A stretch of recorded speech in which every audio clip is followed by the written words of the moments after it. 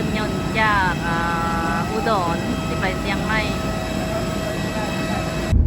มื้อนี้กับฮอดเชียงใหม่แล้วเด้อเจ้า เป็นชื่อของรัชกาลที่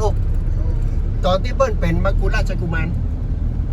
เป็นโรงเรียนเดียวของจังหวัดเชียงใหม่ที่มีพระราชตาประทับของกษัตริย์ครับหน้ามุกอ่ะที่ผมรู้ดีเพราะผมจบที่นี่ อันนี้เป็นโรงเรียนอาชีวะ เรียนอาชีวะ โรงเรียนอาชีวะอารมณ์ดีเนาะเด็ก อารมณ์ดี ได้นั่งรถละอารมณ์ดีละ ได้ไปดิเด็กน้อยได้ไปแล้วก็ม่วนนะ เดี๋ยวถึงบนผู้ส้มเย็นครับบนดอยอ่ะบนดอย เข้าอาหารเมืองเชียงใหม่มาอย่างแซ่บพาเข้า แกงฮังเล แกงฮังเล ลาบคั่ว มา ไส้อั่วน้ำพริกมะเขือ เนาะตัวใดแซ่บโอ้ยแจ่วมักพริกนุ่มมันมา จิ้มชิมอันนี้ไส้อั่ว เอาโลดเบิ่งตัวใดแซ่บ เดมาแล้ว ตัวใดแซ่บ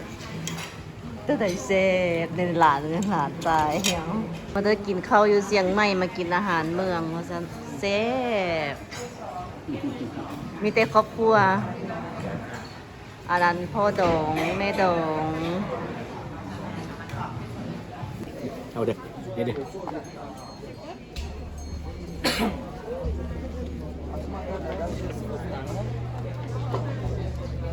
มาฮอดวัดดอยสุเทพเป็นเฮ็ดงาม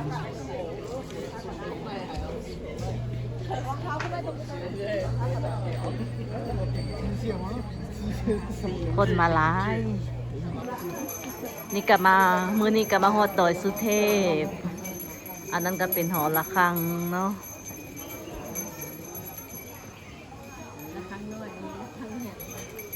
อันนั้นระฆังน้อยนั่นระฆังใหญ่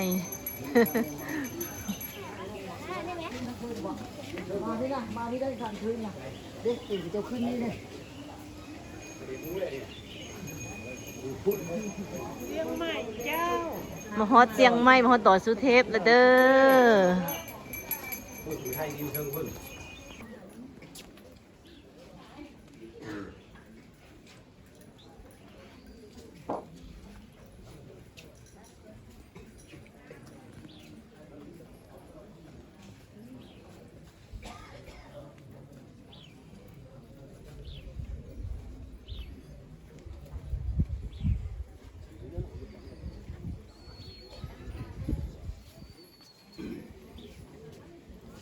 มาเด้อกินข้าวอยู่เชียงใหม่มากินอาหารเมืองว่าซั่นแซ่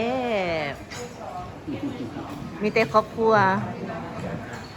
อันนั้นพ่อดองแม่ดอง